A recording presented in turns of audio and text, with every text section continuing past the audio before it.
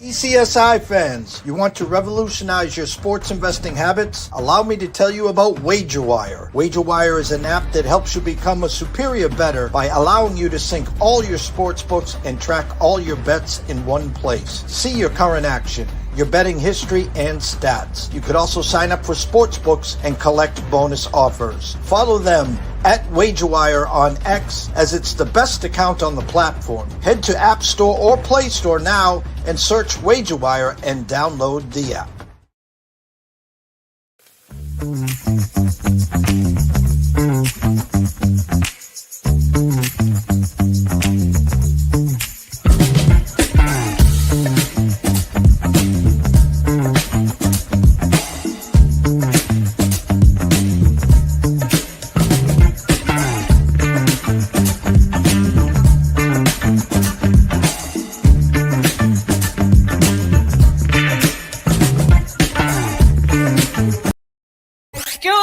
DJ. If check this out, we got a great show coming your way.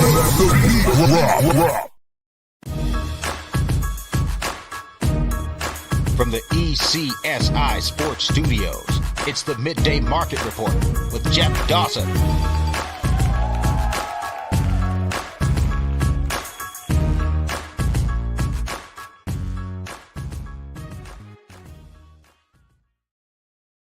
Good afternoon, sports fans from all around the globe. I am the host, Jeff Dawson, East Coast Sports Investors, and it's that time of the week for the Midday Market Report, MLB Friday Night Lights with Beam 'em Up Scotty himself, Scotty Webb, live from Tampa, as we discuss what's going on in MLB, and we'll bring Scotty forefront to talk about today's card, a full card on Memorial Day weekend, as summer is technically almost here. The locals here on Cape Cod, a nor'easter in May. How's that sound? About 2-3 inches of rain here on sunny Cape Cod. Well, dreary Cape Cod. Good for the lawn, good for the flowers. So we're happy here, of course. Shout out to our proud sponsor and partnerships. It's WagerWire. Head on over to Google Play. Download the app. It is free. Travis, Zach, Guy, myself, Amber Hawley, Carol Bucks, Ali, Matt, Jay Berry. The list is endless. Come on board. I promise you'll have a blast. And AtlantaSteaksandSeafood.com. Head on over to Facebook. Introduce yourself to Terry Smith. Then come on back to AtlantaSteaksandSeafood.com. Steaks, chops, seafood, appetizers, wines, you name it, Terry's got it. 4 subscription plans as well. Just set it and forget it. Every 30 days, I get a box of protein delivered right to my front door. Thanks to Terry. Thanks to AtlantaSteaksandSeafood.com. Without further ado, let's bring him in. Mr. Scotty Webb. What up, Scott? Hey, man.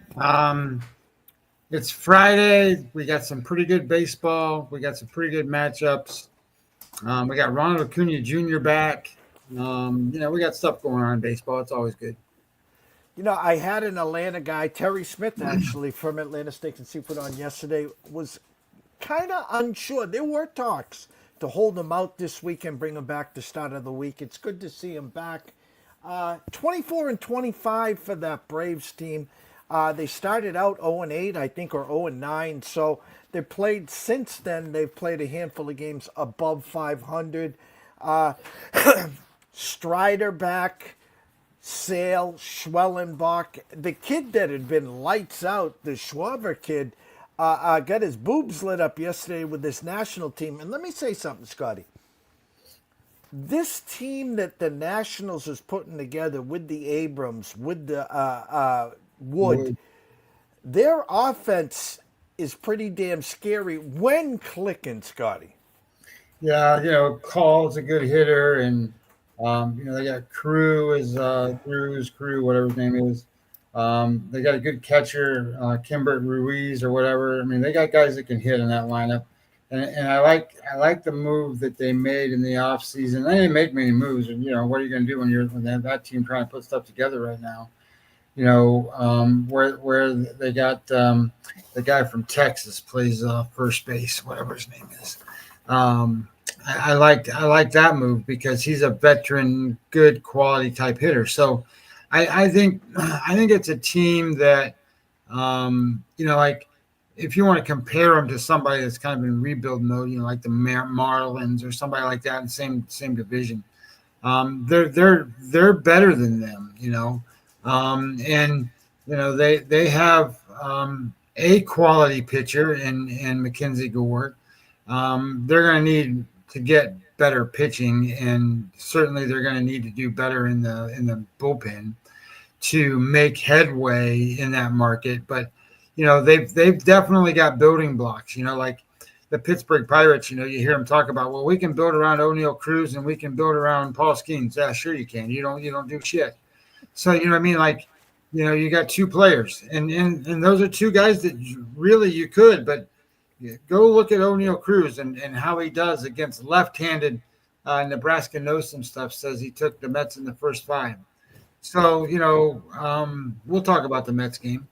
So I think that there's some things going on with the Nationals that are good, and if you want to be competitive though, you got to remember who you're competing against. You're competing with the Mets and the Braves and the Phillies. So if you want to be good, you need four guys that can start on any team, and you need to have a bullpen that can hold things down. And I know people are going to come in and go, well, the guy that's closing the games for the Nationals has 12 or 13 or 14 saves or something like that. Saves don't matter anymore. I mean, you consider what you want. It's not about saves and coming in and like quality starts. Nobody cares about quality starts. So you got to go win games. And I know I get a save means that you won the game, but it's not like Mariota Rivera coming in and doing all this stuff and closing out games. It's not like that. These guys are getting cheap things, and they're kind of meaningless. So, but I like what they're doing. There's no question I like what they're doing. That's a quality young team that's going to grow and learn. And sure, they're going to have their spells where they look terrible, and they're going to have their spells where they can't win. But they're going to have their times when they do well too. So, I was just looking before we got on here, Jeff. One of the things I'm going to keep harping on this. Home teams. So home teams. If you go down through the list and you go, how many home teams? How many home teams have losing records at home? Well, there's 1, 2, 3, 4, 5, 6. That's it. 6. The home teams win. If you flip that over and you go, all right, away teams. How many away teams have winning records? 1, 2, 3, 4, 5, 6, 7. That's it. And think about that. There's 7 quality good teams. Dodgers and Braves and Phillies and Yankees and those kind of teams. Well, the Detroit Tigers, the Phillies, the Cubs, the Mariners, the Diamondbacks, the Yankees. Those are the teams that are winning on the road. Nobody else wins on the road. They're all negative on the road. And if you look at units, right? Units on the road, there's only, and I'm not going to count 0.35 units positive. I mean, you can, but that the Giants are 0.35 units positive. 1, 2, 3, 4, 5, 6, 7, 8.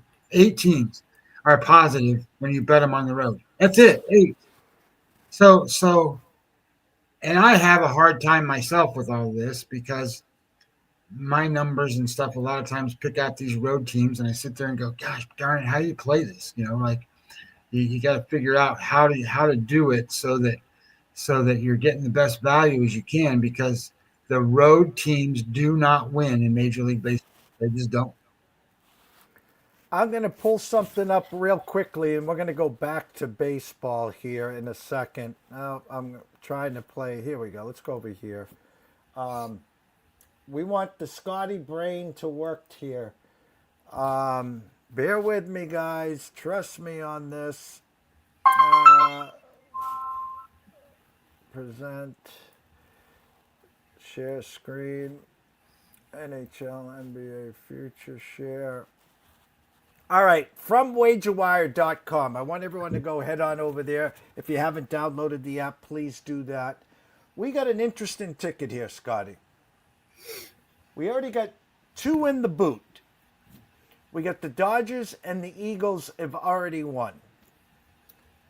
OKC to be the champion in NBA and the Edmonton Oilers to be the champion in hockey.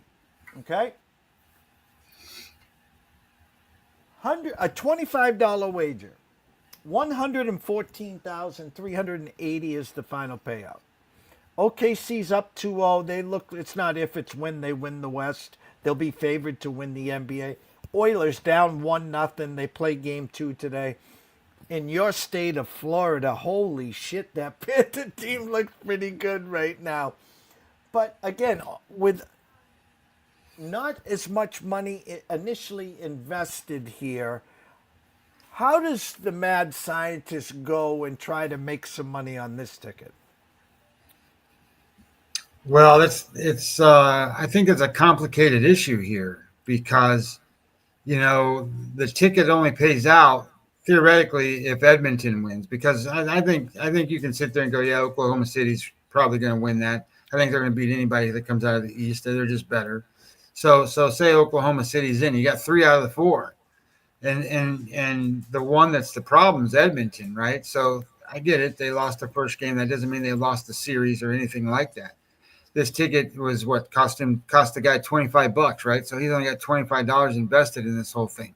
So what he's going to try to do is how do I get anything out of this? Well, the reality is he hasn't played the Dodgers or the Eagles or any of these other games separate. He doesn't have any other monies out there riding any other way except for this one ticket. So I guess the question then becomes, what really are you looking for, right? Because if your money's $25 and you're going to win, what do you say, $13,000 or something, $100,000? Okay, so here's some of the things here. It's $25 to win $114,000. We'll round down. The original odds was 4,575 to 1. The current odds are plus 376. The actual current bet value, according live to the Wager Wire live odds, is $24,029. And here's, the usual ripoff from the books here with the $13,000 there. But the question is, like you said, we're going to assume at least OKC gets through the West. They'll be big favorites to win the NBA. Edmonton, runners up last year, down 1-0. They were up 3-1 going into the third there. I mean, you can play around with that series, but you got to at least get them to the finals before you start digging deep into your pocket. Yeah, I think so. So, the Edmonton's got to beat Dallas, right? Yep. And then they got to beat Florida. That's the assumption, unless something crazy happens. That's correct. So, well, yeah. So my thoughts are going to be is you're going to have to make a wager on one of those other teams or do something else altogether. I mean, you've only got $25 in this. So if you want to guarantee your money, right, and say, okay, Edmonton wins and they win the whole thing, you win your $30,000 or however much money it was. And then or you sit there and go, well, maybe I can only get $150 out of this. And the only way to do that is to make a wager on the other side of what you got Edmonton doing, right? So you either bet on Dallas or you bet on Florida or whatever and hope one of those kind of come in, and see how that plays out for you. Because the reality is that in this particular spot, you don't have a lot to hedge off. I mean, there's not a whole lot there. I mean, your hedge is theoretically, do I take this money that's being offered to me now, or how do I don't have a way to go make $13,000 that they're even offering me in any other way, unless I go risk that amount of money because he needs Edmonton, and Edmonton's not a sure thing at all.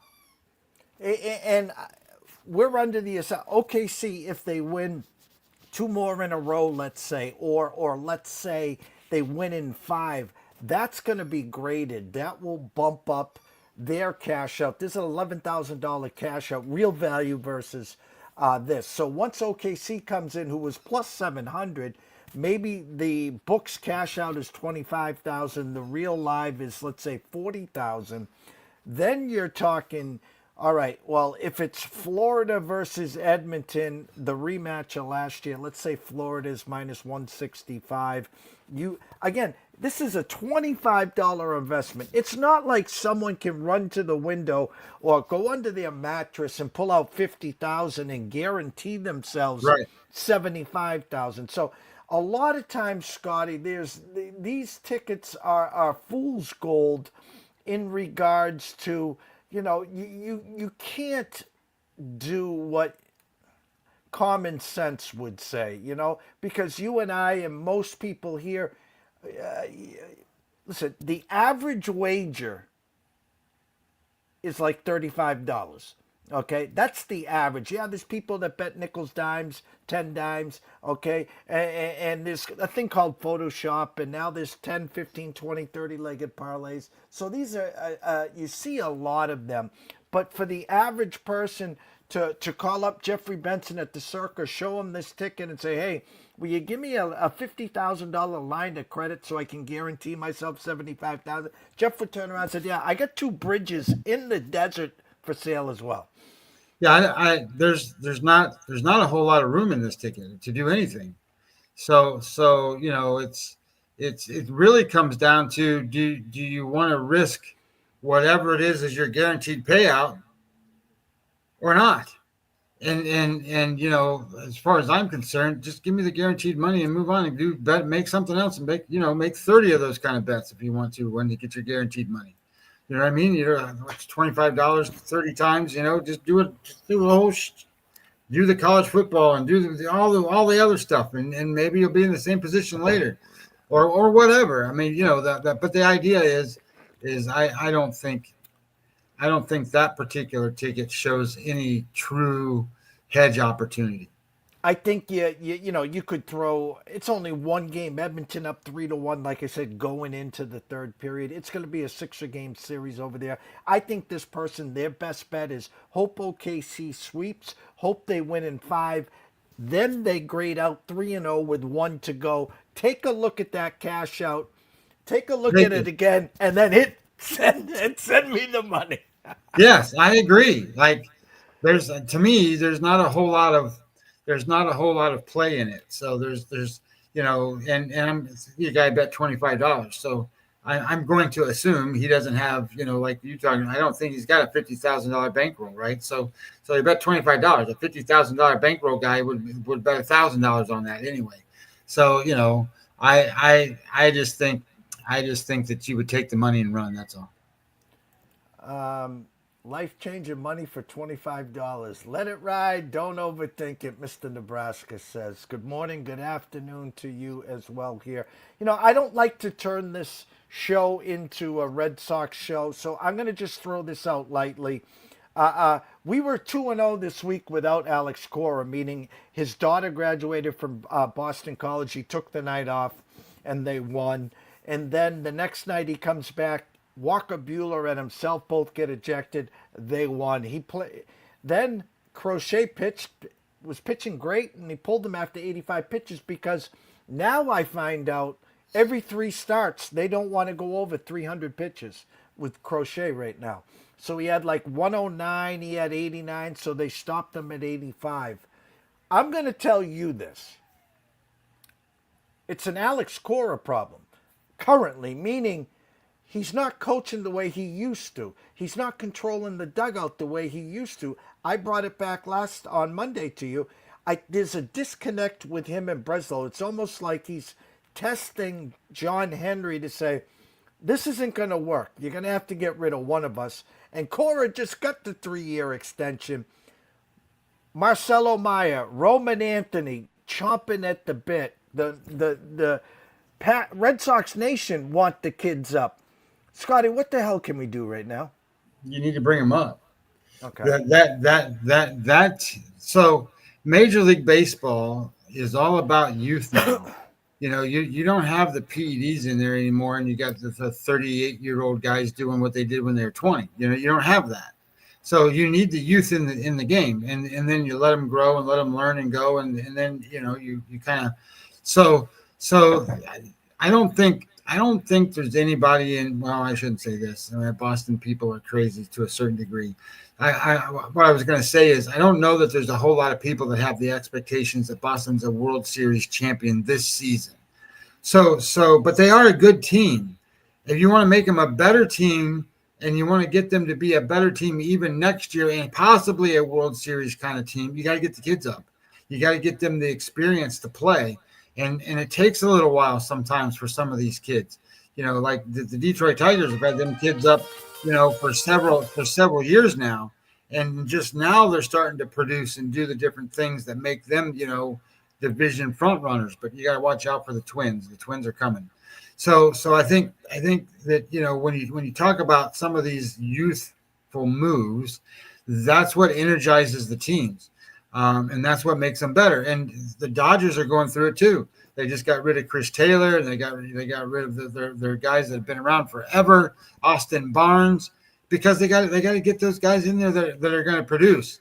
Because Austin Barnes is batting 110, and Chris Taylor's batting 125, and yeah, they were great. 5 years ago, helped them win a World Series, but same time as that, they're not what's going to get them to where they need to go now. And they got to compete. Like, I think it's about 2 weeks away, but I think they start playing the Padres and they play the good teams. And they're playing the Mets now. So we'll see what happens.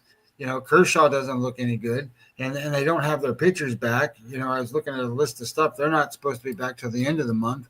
And then they kind of start straggling in. And they're going to need some youthful kids. And they called up that catcher, and the catcher's batting like 350. He's already hit 2 home runs or something. And, they said, oh, well, he's going to play a couple times a week. Well, you got Smith out there, so I get it. And, Ohtani's your DH. So, you don't have a spot where you're going to play, Ohtani's going to be the DH. So you're not, you're just going to play whenever they give him the chance.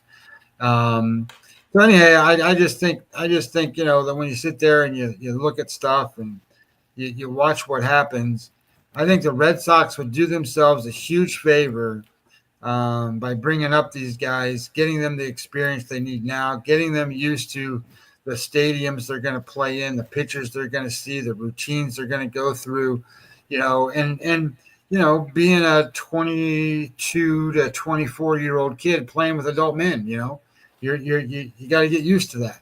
So I think part of that is get them the experience. There's nothing going on in Boston that should affect that.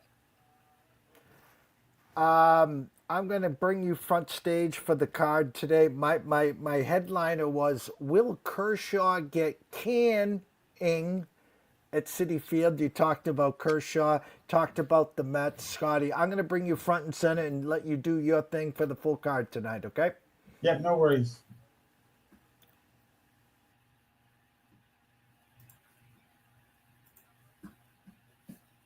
I am trying to move my data around so I can see it a little bit better. So Jeff talked about a little bit about the Boston Red Sox, and they play a doubleheader today. And the last time I saw before the show started, Boston with Bello was minus 111 against Povich. Now think about that for a minute. The Baltimore Orioles have one win more than the Chicago White Sox. This is a home game, and the Red Sox are only minus 111. So, theoretically they should be a much higher, number than that against the team they're playing. I got them at minus 138. But that being said, I will say there's some caveats to this. in that Bellows Sierra number for today is 5.32. So let's. I wanted to break this down just once real quick, and I'm not going to spend a lot of time on it because I just want to make sure that people know Sierra is the most effective predictive tool to get an understanding of how good a pitcher is going to pitch that day that there is. Sierra, SIERA. It's an advanced metric of earned run average. So it's better than FIP. It's better than XFIP. And, I heard these guys on TV the other day, and TV meaning happened to be watching VSiN, and the XFIP number is this. And I'm like, do you even know where the XFIP number comes from? Do you know what that means? Like, why would you bring up an XFIP number if you don't know what it means or how it relates to anything? So Sierra includes your defense. So batted balls in play, all that kind of stuff. FIP and XFIP. XFIP is the predictive measure of FIP. FIP is fielding independent pitching. Fielding independent pitching is just the dominance of the starting pitcher, period. No defense. All it counts for is home runs, walks, strikeouts. That's it. Nothing else is in there. No singles, no doubles, no ground balls to the shortstop. None of that. It's just walks, strikeouts, and home runs. So if you have a dominant FIP number, a low earned run average looking number, that means you're not walking guys, you've got high strikeout rates, and you're not giving up home runs. So an XFIP number is a predictive measure of those things. So theoretically, an XFIP number that's good is going to say, hey, you're not walking guys. We're thinking you're still not going to walk guys. You're striking out guys at a good rate. We still think that's going to happen. And you're not giving up home runs. We still think those are going to happen, right? So when you sit there and you start talking about data and numbers, make sure you know what you're talking about and how they reflect into what you're betting on. Because an XFIP number is not as strong as a Sierra number. It's a strong number, but it's not as strong because it doesn't take into effect singles and batting average and stuff like that and weighted on base average. It doesn't have any of that stuff. And some of these guys have good strikeout rates, low walk rates, but have high batting averages against. So there's a reason why that their performance is what they are. And if you're only going by XFIP, you don't get that. So Sierra is the number you want to look at. And in this particular case, Bello has a 5.32 and Povich is a 3.9. So you've got a 1.5 almost run advantage for Baltimore. And Baltimore's offense right now is better than Boston's. I know that sounds really stupid, but if I flip it over to my offense and I look, Boston ranks 20th in total offense. They are currently 6% worse than an average offense, and Baltimore's 13% better than an average offense, and they rank 9th. So a good way to look at it is betting value runs above average.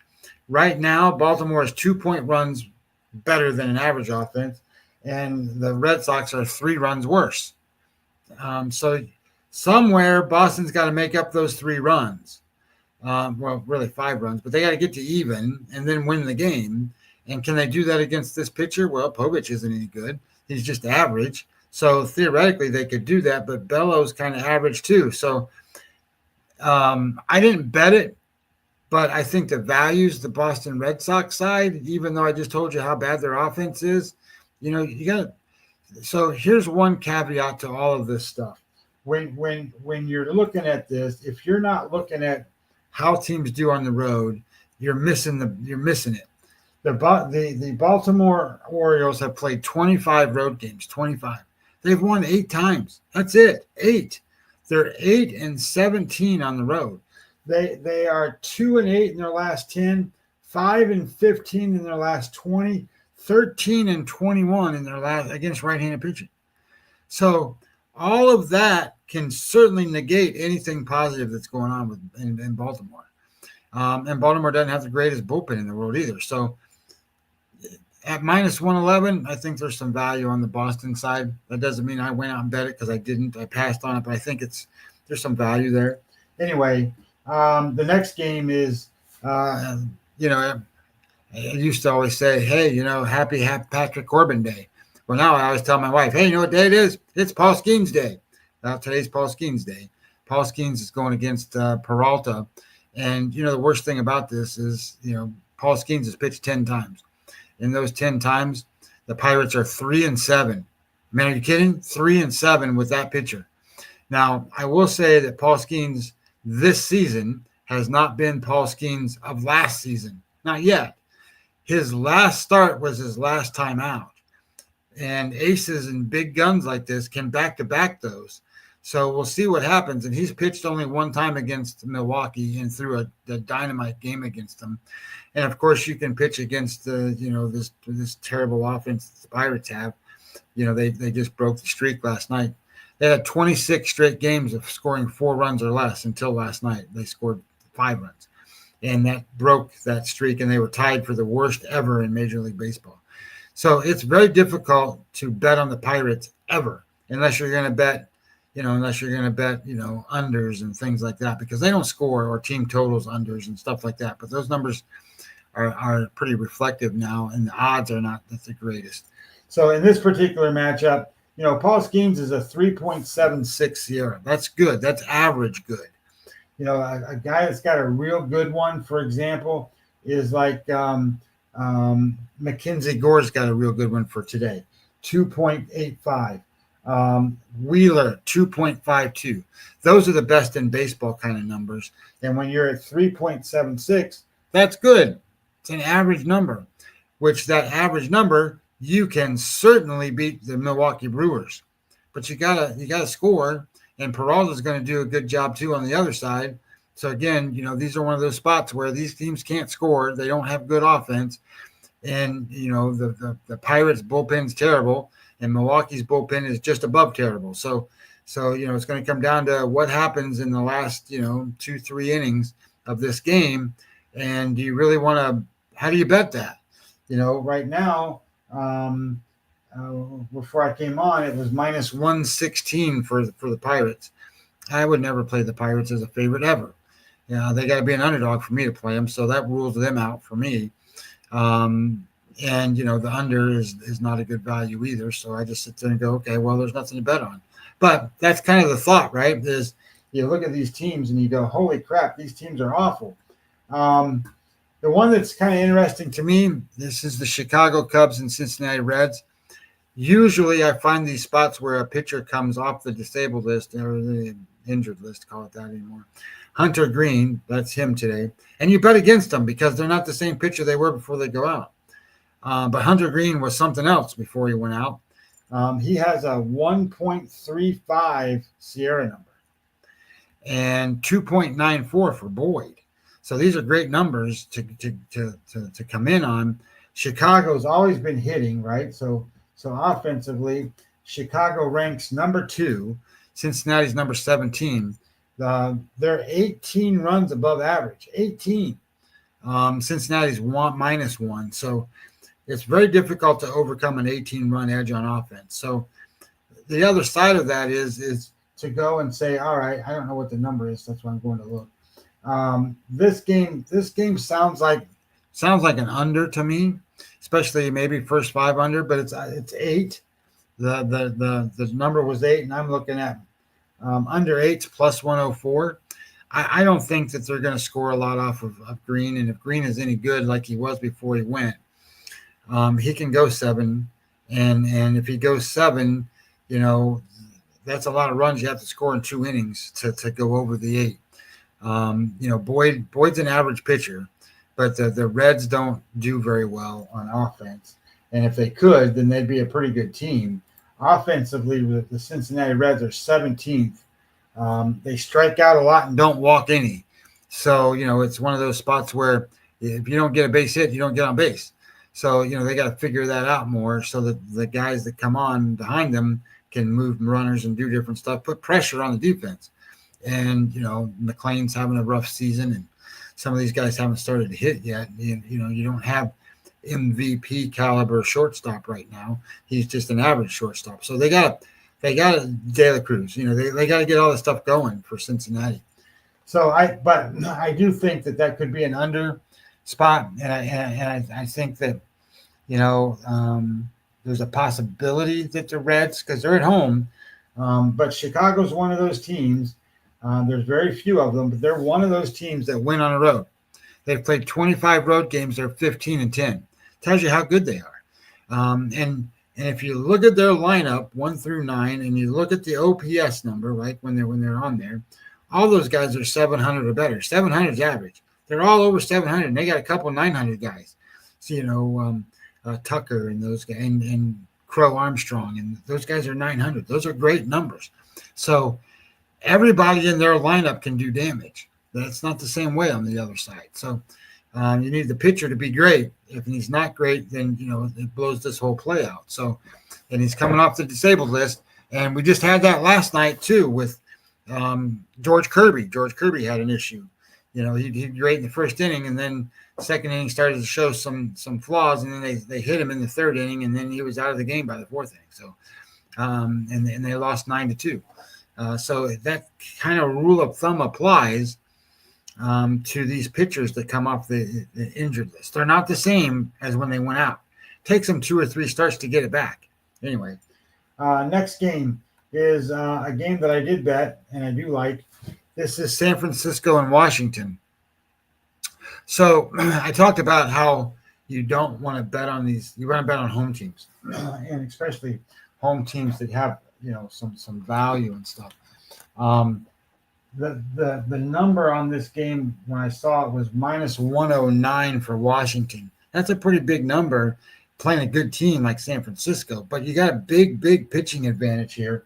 You've got Mackenzie Gore, whose year-to-date game score is a 55. So solid 51, 50s average. He's above that. Good solid number. He's not ace-like, which is 60, but he can pitch that way. His last start was a game score of 40, and before that was a 46. So I'm expecting him to have a good start to help his number get to where it used to be, get up there a little bit. I think he's going to pitch pretty well. Roop on the other side, his metrics are a 4.48 Sierra. Again, high side of average, 2.85 Sierra number for Gore. What that means is about a 2-run advantage in the starting pitcher. Now, that's really good. And then you want to start backing that up with, all right, strikeouts. Gore is 12.84 strikeouts per 9 inning. So he strikes out, 2 guys every inning almost. So the reality comes in that Roop is a guy that depends on his defense. He's a 6.75 strikeout guy, walks 3 guys per inning. Batting average against is pretty good. So he lets the guys get on base because he puts them there. His ex-WOBA, his predicted weighted on base average against this lineup, because he's faced them enough times, over 20, is 522. So I think they're going to hit him. And not only that, offensively right now, Washington is 5th in Major League Baseball. Good time to be betting on Washington when they're hitting, right? They're 2nd in isolated power, so they're hitting doubles, triples, home runs. They're getting the big bats. Weighted runs created plus, they're 40% better than an average offense. And the Giants are 3. So the Giants are average, and these guys are 40% better than average right now. And the big kicker that I thought in this game is 2 things. San Francisco, 13% worse than average on the road, which we kind of already talked about a little bit. But they don't like left-handed pitchers. And you got a good one on the mound today. They're 17% worse than an average offense against left-handed pitchers. And they are, where is it? They've faced left-handed pitchers 16 times. 16. That's a lot compared to some of the teams. They've only won 4 games. They're 4-12 against left-handed pitching. So I'm on Washington in this game. I did bet them first 5. I didn't bet them full game. Reason I bet them first 5 is because I don't like Washington's bullpen. San Francisco's bullpen is better. So, I don't want to get ahead and then let San Francisco back in the game. They throw a right-handed bullpen guy out there, and then they go in and they score some runs. So I bet that game first 5 with Washington. The next game is one that I also bet. It's going to sound silly, but I bet this is Toronto and Tampa Bay. This is Eric Lauer, he's as old as I am. He's an old guy pitcher, but he hasn't pitched a lot. You probably haven't heard of him too much. He was a Padre doing some things. He was a starter then. Then he went into a relief role. Now he's kind of being used as a spot starter a little bit, maybe a bulk guy if you want to call him that. I don't think he's going to pitch more than 3 or 4 innings, but I think he's going to hold Tampa Bay's offense at bay a little bit. Tampa Bay is one of those teams, and interestingly enough, Sacramento's another one that can't win at home. They don't like their new stadiums they're playing in. Maybe the teams aren't built for those new stadiums. I don't know, but they're not doing well at home. In fact, if I look at Tampa Bay at home, they are 13-18. They played a lot of home games. Only won 13 and lost 18 times. That's not good for a team when you want to be winning all your games at home as much as possible, because that's where you win them. You don't win them on the road. So I didn't like that very well for them. And one of the other situations that you run across here is Rasmussen is a good pitcher. Now, he's not a great pitcher. He's just a good pitcher. He's a game score 55 for the season, just like Mackenzie Gore. But these teams see each other a lot. He's a game score 46 average against Tampa or against Toronto. So they've seen him. They've hit him. So 46, and he's a 364 xWOBA against the opponent. So that's in the top worst percentile of baseball, but just barely. So that's not a good thing for him. And then when you start to look at going across the line, his big issue is he has a strikeout rate of 6.39 and a home run rate of 2.13. He's given up 2 home runs in 9 innings, and he doesn't strike out enough guys. So that means balls are going to get put in play, and Toronto's offense has been decent. When you look at Toronto's offense right now, they rank 11th, and Tampa Bay's ranks 22nd. And that comes down to Toronto's 1.4 runs better than average, and the Rays are 3.6 minus average. But this guy's a lefty. You got to kind of look at that a little bit. The Tampa Bay Rays are minus 29% to an average offense against left-handed pitching. So I'm like, okay, well, I want to bet this game because I like that, and I like the scenario, I like the setup. I can get Toronto as an underdog. And the other side of this is to sit there and go, what do I bet at first 5? Well, the bullpen, for Toronto, they rank in the top in xFIP, top in Sierra, and whip rate in all of baseball right now, their bullpen. So I don't want to lose that edge if I need it to come back, because I got the better offense, and if I'm behind, these guys are going to hold the line, and I can get back in the game because Tampa Bay is in the red in a couple spots. So I like the idea of being able to come from behind. So I played this as a full game, and I played the Toronto Blue Jays. That Dodgers and Mets game that Jeff was talking about, it's an interesting game. It's interesting for 2 reasons mainly. One, Kershaw, because it's his second start. His first start didn't go so well. I expect Kershaw to throw a good game maybe once out of every 8 or 9, and he's going to be average to below average. So they're going to need guys to come back. They need him to give him innings. I don't know if he's going to be able to do that. We'll see. But the Mets, they're one of the worst hitting teams in baseball right now. The Mets offense is – I remember being on this show, I don't know how long ago it was, and we talked about the Mets and the Red Sox and the Red Sox with Dobbins against Quinta against the guy that throws the forkball, Senga, and we said take the Red Sox, and the Red Sox won because look, the Mets can't hit. The Mets 28th in offense, they are 30th in isolated power, so that means they're not hitting doubles, triples, home runs. They're just hitting little dink singles and stuff. They are 34% worse than an average offense right now. 34, that's really bad. They are 8 runs worse than an average offense right now. None of that is good. Now, I will say they're a great home team, They're a very good home team. The Dodgers are an average away team. They're 500 on the road. They're not the dominant away team. But the Dodgers, they are 14th in offense right now. So this is kind of one of those spots where I think the Mets are competitive here. I think the Mets have a chance here. But if they're not going to hit, how do you bet on them? So I passed on the game.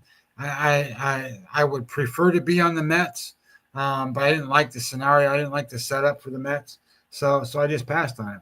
The second Baltimore game, don't know who's pitching. My research and stuff said Charlie Morton was going to pitch.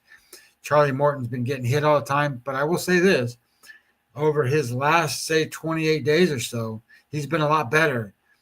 So don't just go out there and think Charlie Morton's going to give up 7 runs because he's been pitching better. And Giolito's on the other side for the Red Sox. And he's been hit or miss so far, mostly miss and mostly average.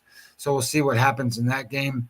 I still can't fathom the idea that I'm supposed to bet Baltimore because, Baltimore, they're 1 win better than the White Sox. I can't do it. And we're playing in Boston. I can't do it. So anyway, Cleveland, Detroit, I got burned on this game yesterday. I liked the Detroit side yesterday.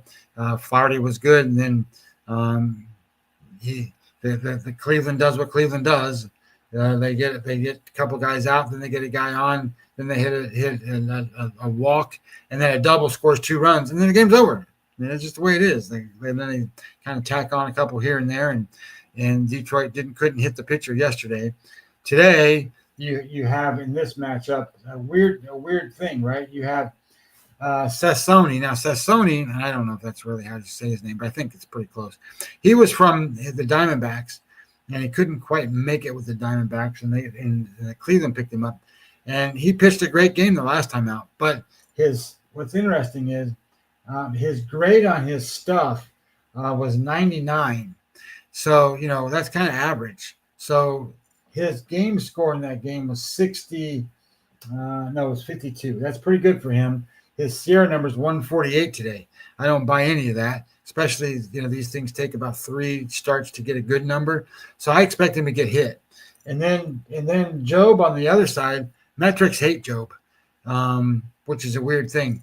Metrics are 4.97 Sierra number. His FIP number is 5.92. He walks 5.59 guys per game. It's terrible. But then you start to look at it and go, well, why is he still pitching? He's pitched 8 times. And the Detroit Tigers are 8-0 every time he's pitched. And it's just amazing. He's a young kid learning his ropes and learning how to pitch, learning how to play in the big leagues. His stuff is decent. He just hasn't learned how to pitch yet.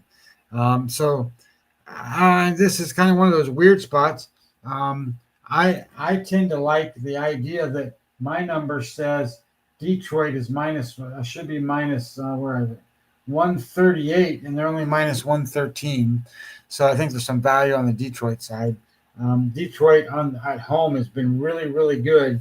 They are 17 wins, 6 losses, 17-6 at home, 7-3 in their last 10. They're 14-6 in the last 20. I don't expect them to lose back-to-back games, but it's hard to support this Job kid. So anyway, I think there's some value maybe in the Detroit side. This is an interesting game, this San Diego and Atlanta game. San Diego is going through it right now.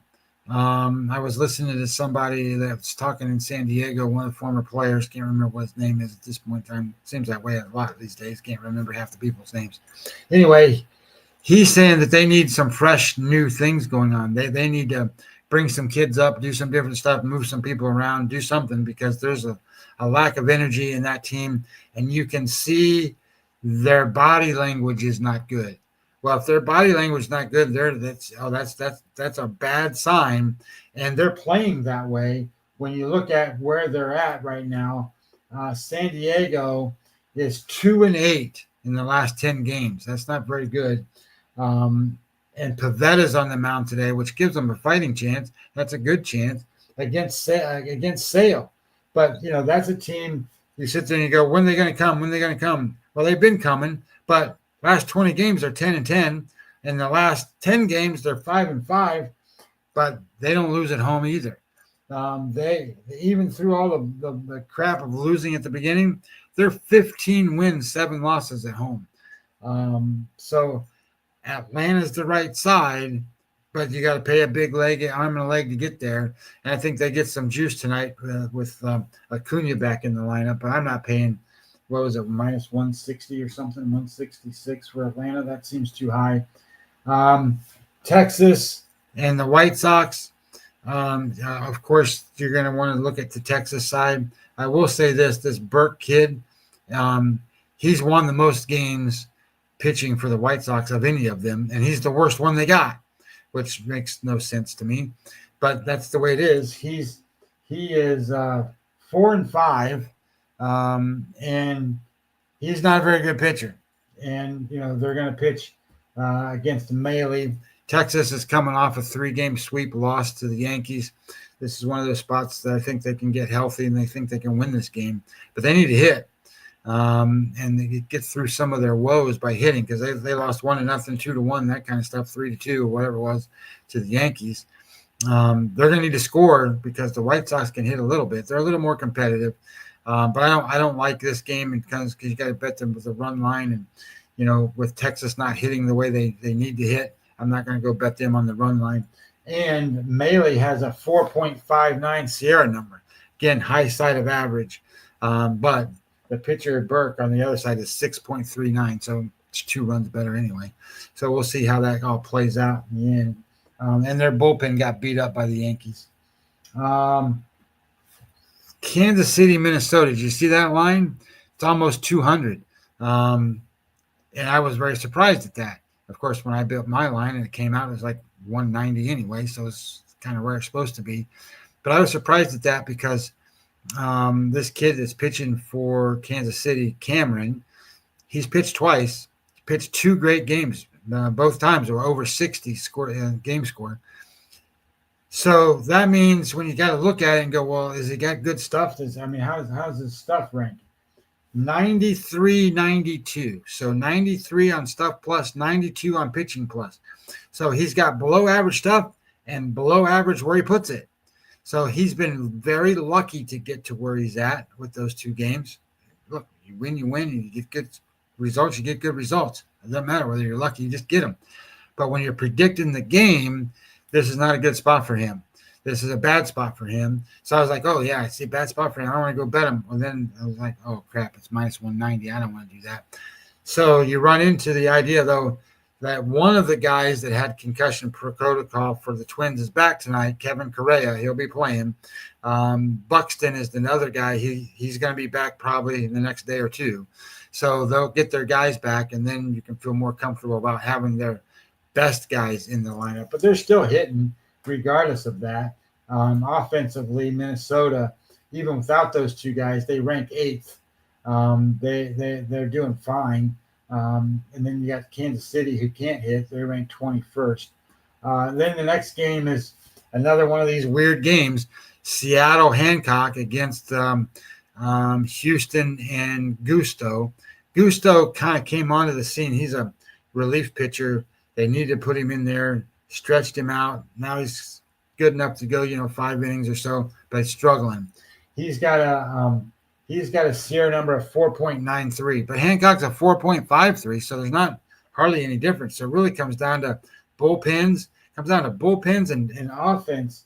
And, that team in Seattle goes up and down in offense. They rank 15th in offense right now, and Houston ranks 7th. So, that's where you sit there and go, I don't know, man. I've got a more experienced pitcher in Hancock. He can kind of get around the lineup a little bit. They got a great bullpen in Seattle. Houston's bullpen is good. So it's kind of like, where do you want to bet this game? So I just said, no, I think Houston has a little bit of an edge, but I don't think it's a big edge. Then I'm looking at Arizona, St. Louis, and I bet this game. I want to bet St. Louis so bad, but I didn't bet them tonight. This is one of those spots here where if you go back and you look situationally at this game, 16 wins, 8 losses, St. Louis at home. St. Louis is 14-6 in their last 20 games, 6-4 in the last 10. Miles Michaelis, he has a SOPS plus. So that means predictive measure of how the opponents are going to do hitting against him of 49 over his last 28 days. So he's 51% better than an average pitcher at getting guys out. Are you kidding me? Miles Michaelis? He's going to get rocked. So I say that because, baseball is always about regression to the mean. And he last time out threw a game score 71. For the whole year, for the whole season so far, he's at game score 52. So, but he's got a 71, 57, a 41, then a 69, 41. He's had 4 of his last 5 starts over 60 ace-like stuff. He hasn't thrown a 30 yet in a little while. Well, it's coming. I think it comes tonight. The Arizona Diamondbacks, Zach Gallen is kind of the opposite. You'd think, okay, well, he's really good, and he might have, good starts and then a bad start. Well, his last start was a game score 12. 12. That's not very good at all. His game score for the season's a 47. That's below average. But he sort of showed signs that he was coming on. He had a 74, 64, 54 in there. I think he's going to pitch pretty good tonight. And of the teams on the road that play well, the Diamondbacks are one of them. So I like the idea that the Diamondbacks play well. The Diamondbacks are hitting great right now.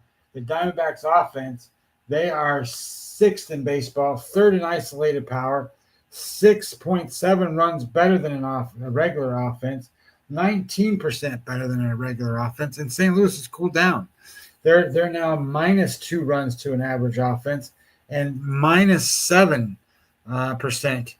to a regular offense and weighted runs created plus. So I like the idea here that Arizona is going to go win this game. Now, I will say this. There's a caveat to this. Arizona's bullpen sucks.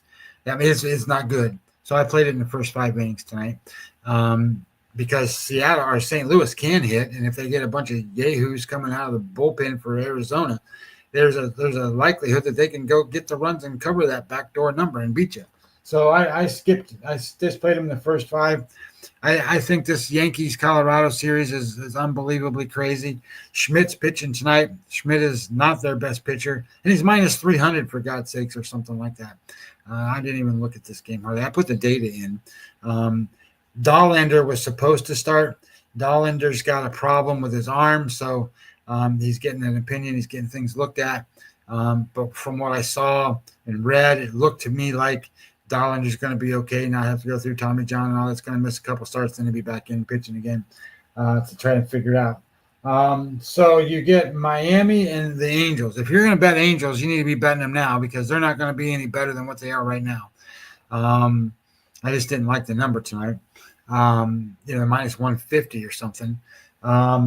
They are they are offensively, the Angels are number 1 in baseball, number 1 in isolated power, 64% better than an average offense. Do you know that in the last 7 games that this Angels team has hit 17 home runs in 7 games? They're averaging 7.7 runs a game. It's amazing what they're doing, and they're playing Miami, who is 10th in offense, but they take that on the road, and they are minus 12% on the road to an average offense, and they're minus 18% against the pitcher style, right-handed, left-handed pitcher. So, and this is Sandy Alcantara pitching for them tonight, and you would think, okay, well that's pretty good. Well, he gets killed.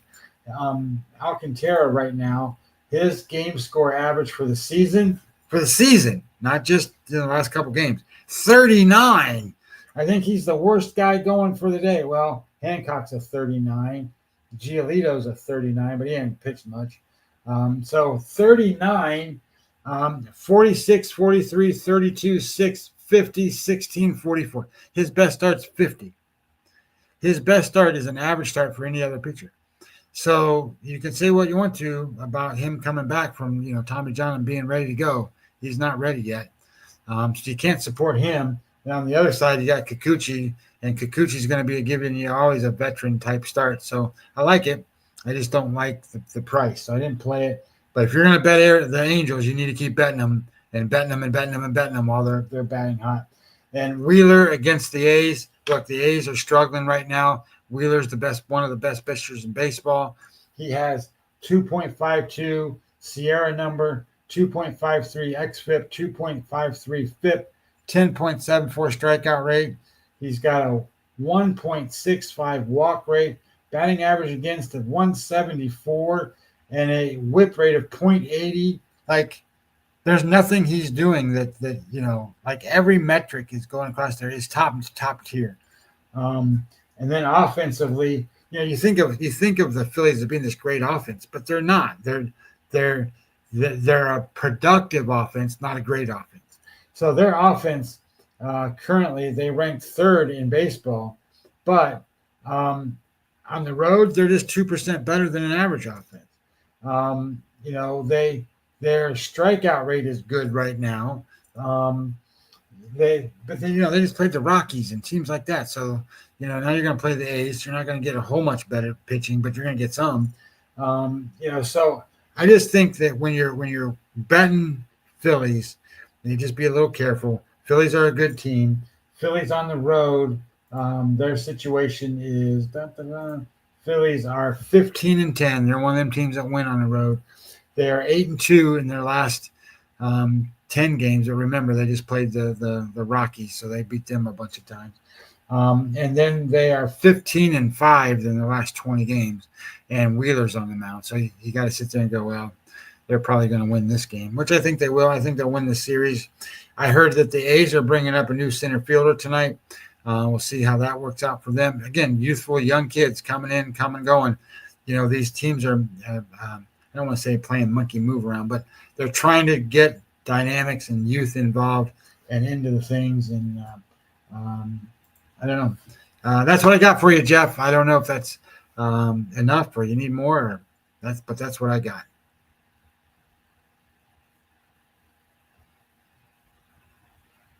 Oh, you're on mute, man. The dogs were barking loud, so I muted myself. No, it's all good. There you go. I mean, you were talking. I'm like, wait, you're on mute. Shout out to Marty Lowe. Just texted me. He's about to take a trip to TD Garden. And I said, oh, man, you should have seen the old one. Rats and poles everywhere. Rats and poles everywhere. Johnny Most down on the floor smoking a cigarette. Oxygen tank to the left of him. Those are the good old days. Great card, and I was just trying to get an updated look here. And 2-0 Orioles, of course. Top of the second. Rushman, a ground out RBI. Jackson Holiday, a single. The locals are on in the back room in the office. Again, one of them discussing that Cora's run its course. We'll talk more on Monday. Actually, I got to talk to you. Monday's Memorial Day. Would you care to do a Tuesday afternoon show, or would you rather business as usual Monday morning? You're the boss. Not me. Whatever you want. Okay. Tuesday will probably be. Well, I don't know I didn't look at the card, but let me see. While we're live here, let's just take a peek because Memorial Day used to be a big day. We got a full slate Monday. Starting at 1 o'clock, 1, 2, 220, 305. Tuesday is the bigger card starting at night. So, don't matter to me, whatever you want to do. All right, we'll figure out. We're going to start bringing you on more anyways. So I don't know if your wife, your poker, or your casino, whatever, your retirement plan. I don't want to interfere with that, but we're going to get going there. And I wanted to bring this up. I don't know if you saw on social media. The Circa football contests were announced. Yeah.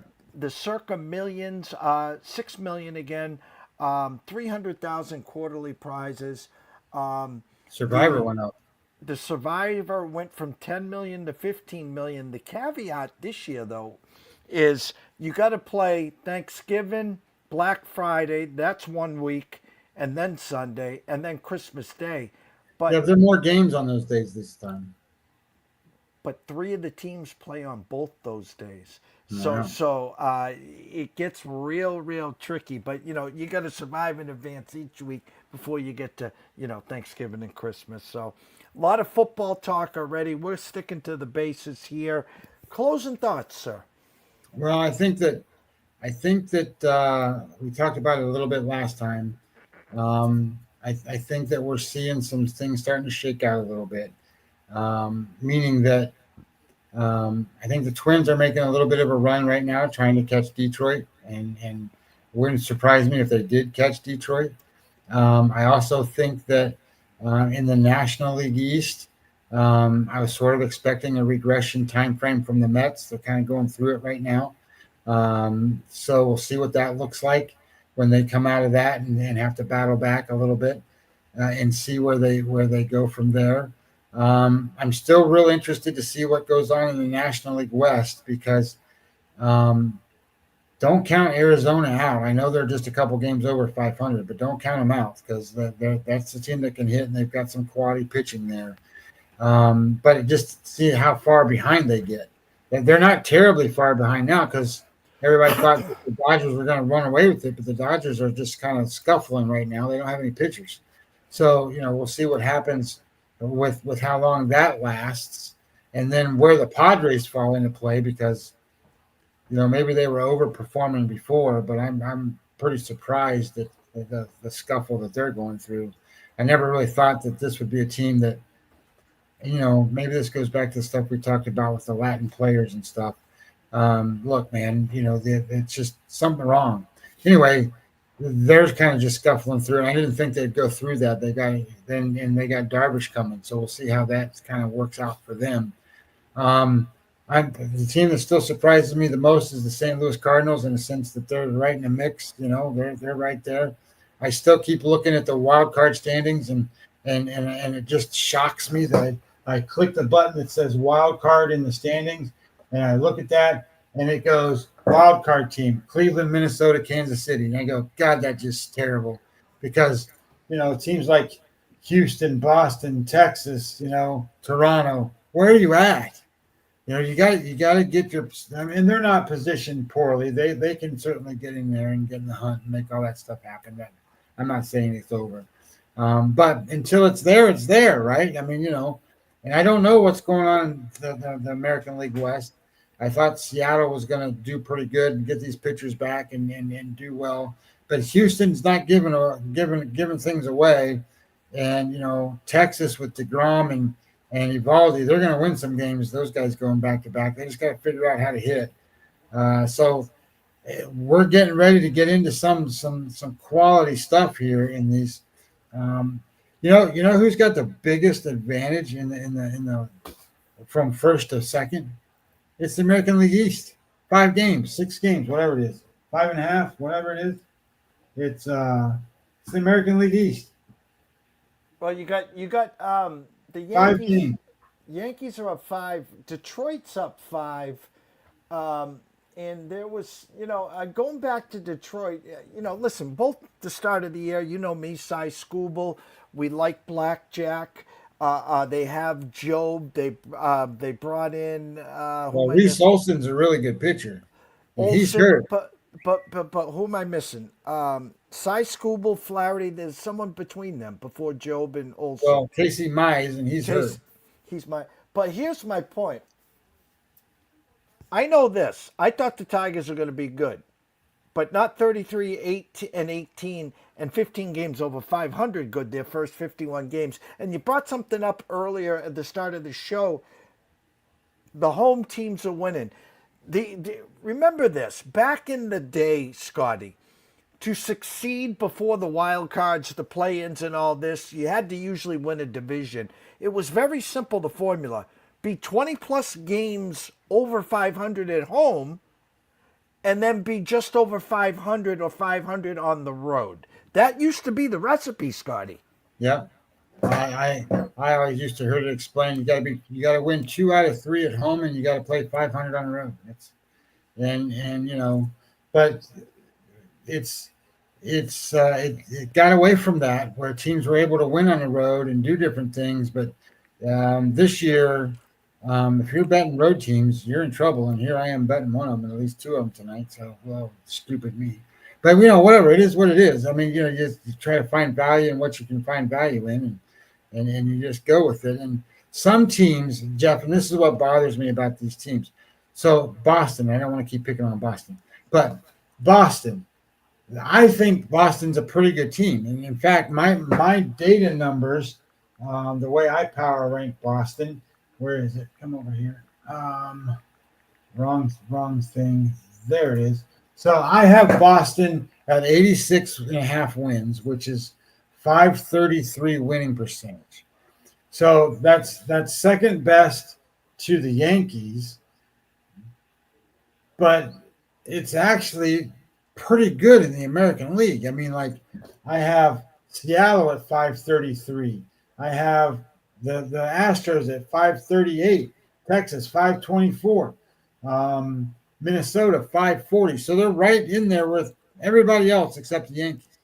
So then I look at that and I go, so how is it that they can't be favored over Baltimore and they're at home? And then you look at it and you go, well, Jesus Christ, they're only 14-12 at home. And all these good teams, like the Yankees, 18-9 at home. The Tigers, 17-6. The Guardians, 14-8. The Twins, 16-7. The Royals, 17-9. You just go right down the damn list. They're just almost 10 games better at home already. I'll give you the key to the Red Sox. I'll give you one key to the Red Sox. 5-12 in one-run games. There it is right there. Yeah. They can't win a close one. And like I says, I'm a Cora fan. I'm a baseball guy. And from afar, he's not doing his job. But I know he's not doing his job on purpose. In other words, we have talked about for years now, it's run upstairs.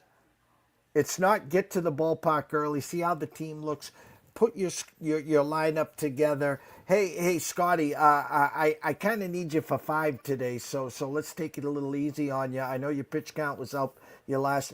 It's all run from upstairs. Maybe he's luckiest guy on the earth right now because he got the 3-year extension. Hey, if I'm not doing my job the way you want me to do it, then fire me.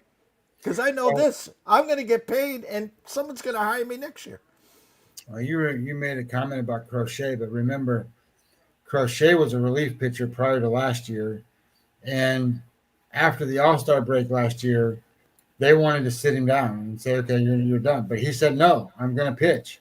So they let him pitch every start after the All-Star break, but he went 3 innings and took him out.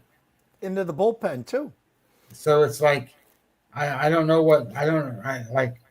They paid him a lot of money, and look, I'm not saying he's not a good pitcher, but that he needs to keep working on development and getting that arm stronger and stronger. It's like Skeens does so many crazy things in the way his workout routine is, and I heard him say, Bradenton. I live near Bradenton. I'm in Sarasota, but Bradenton is a hop, skip, and a jump.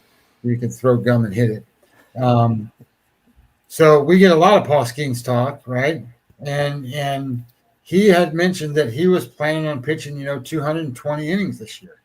And at 220 innings, he had to prepare his body, and that's what he does. He was preparing his body, and I tend to think that these first few starts of the season were part of that. We're part of, I'm not gassing it out right now.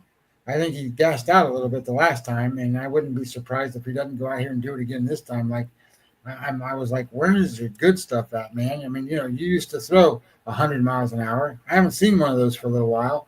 And then the last time out, he's throwing 99, 100. So we'll see what he does this time. Well, we can't thank you enough. We want you to go enjoy your weekend. Everyone here watching and listening, happy Memorial Day weekend. Shout out to Mr. Nebraska, Marty Lowe, Mr. Lucky, everyone watching and listening. We're blessed to have you a part here in year number 10 for East Coast Sports Investors. It's Memorial Day weekend. Behave yourselves. Be safe. A lot of sports action, of course, MLB, college semifinals and finals in conference play, NHL playoffs, NBA playoffs, Indianapolis 500, lacrosse championships, you name it, we got it here at ECSI. From myself, Jeff Dawson at EC Sports Invest, the one and only Mr. Scotty Webb at Webby20 MLB. We wish everyone a safe, happy, and joyous weekend. We'll catch up with you, either me and Scotty back here 10:30, 11-ish on Memorial Day to talk some bases, or Scotty will be back on Tuesday. We'll figure that out. You enjoy yourself and stay tuned.